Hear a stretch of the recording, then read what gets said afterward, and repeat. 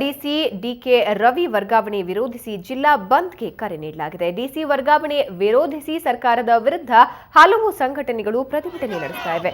ಬೆಂಗಳೂರು ಚೆನ್ನೈ ರಾಷ್ಟ್ರೀಯ ಹೆದ್ದಾರಿ ಬಂದ್ ಮಾಡಿ ಪ್ರತಿಭಟನೆ ನಡೆಸಿದ್ರು. ಈ ವೇಳೆ ಸ್ಥಳಕ್ಕೆ ಬಂದ ಪೊಲೀಸರು ಹಾಗೂ ಪ್ರತಿಭಟನಾಕಾರರ ಮಧ್ಯೆ ಮಾತಿನ ಚಕಮಕಿ ಕೂಡ ನಡೆಯಿತು. ಪ್ರತಿಭಟನಾಕಾರರು ಸರ್ಕಾರದ ವಿರುದ್ಧ ಘೋಷಣೆ ಕೂಗುವ ಮೂಲಕ ಡಿಸಿ ವರ್ಗಾವಣೆಗೆ ಆಕ್ರೋಶವನ್ನ ವ್ಯಕ್ತಪಡಿಸಿದರು.